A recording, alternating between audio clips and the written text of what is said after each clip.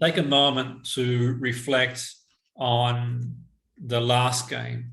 You take a moment, reflect on the last game and think, okay, what were the positives from my last game? You think, if I was going to grade myself out of 10, what would I mark myself out of 10 with 10 being high?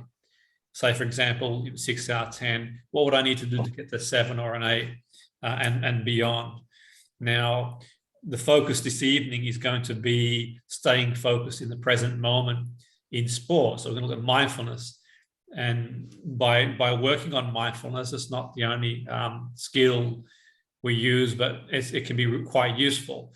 The idea behind doing mindfulness, this evening anyway, is around these areas we're going to sort of touch on in sport. So pressure and fear in sport. So generally, it's a self-concept. So what that means is fear of what might happen. So fear could be because we focus on the outcome. Will I make it in that trial? What will we win the game? The expectations of our fans, the expectations of people watching. We imagine what might happen. We imagine what might happen in the past, or what's happened in the past, and will it happen again? So I've missed a penalty in the past. Will I miss again? And we've seen players do that. They could score 20 penalties in a row. They miss one, miss another one. We see teams sometimes win 20, 30 games in a row, lose one, and then they lose 2 or 3. Equally, the other side is true. So the idea is pressure is a self-concept. And what we mean by that is what we put on ourselves. If we sort of focus on the process rather than the outcome. So we know what the outcome is, what the goal is. We know what our goals are. Then we can put them to one side. If the goal is to win a game, or the goal is to sort of go out there and win the league, we can put that to one side and focus on the process. So when we sort of think of pressure and fear, then we're afraid of making a mistake. Do we sort of take the opportunity to sort of try and drill past that player? Are we afraid of losing our place on the team? Are we afraid of not getting the contract? So fear of disappointing others, teammates, friends, family. It's how we appraise a situation. So we need to be mindful of how we are appraising a situation. And we'll talk about that in the new year, which is a big, big deal. It's really important. And there's techniques to sort of work on that. But certainly the fear and overwhelm we put in ourselves can stunt our performance. So we've seen performers not perform anywhere near their capability on the basis of this pressure they put on themselves, and they become overwhelmed. And of course, it means a lot to you. Of course, you want to do the best you can. Of course, you want to win the game. There's a sort of balance between staying focused on the process, focused exactly what you need at that moment.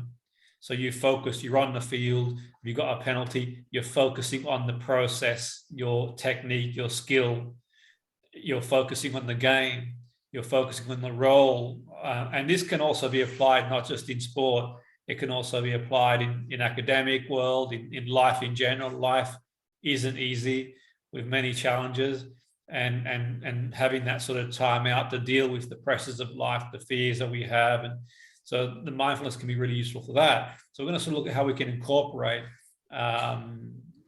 into our competitive training and make it experiential.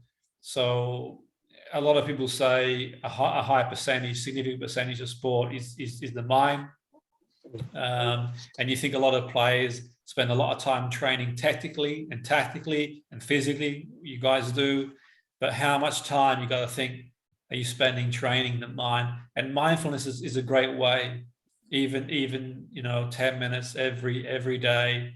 Many athletes are sort of incorporating it into their process. And we've seen the research around mindfulness. There's a lot of research around mindfulness.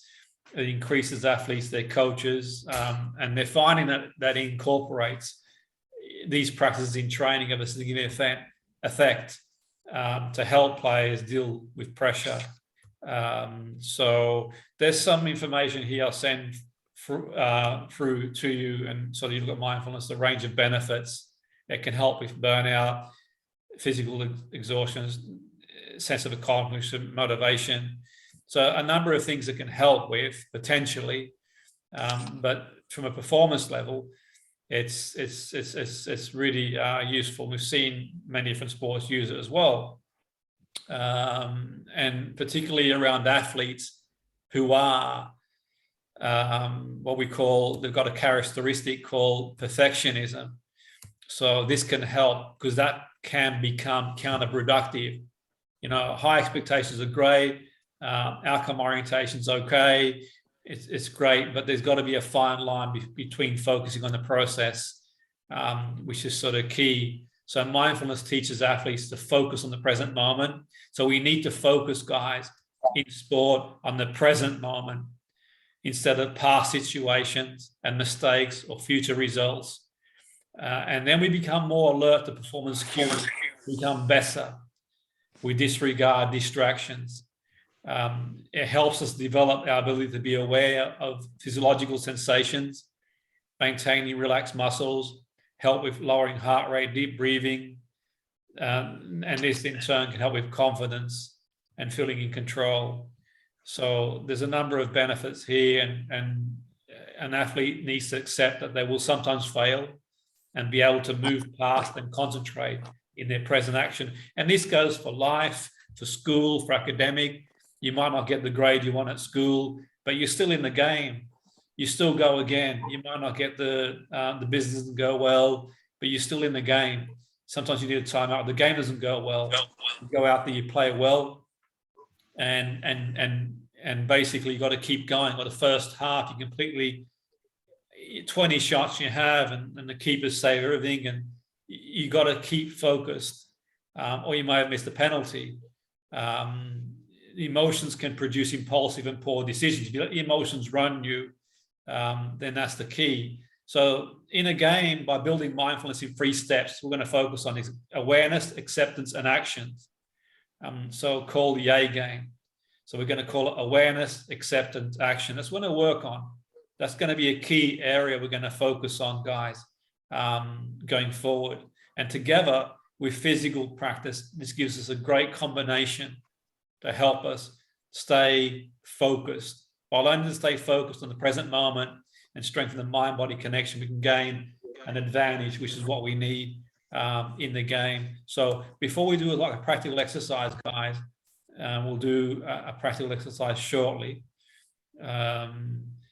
So we'll sort of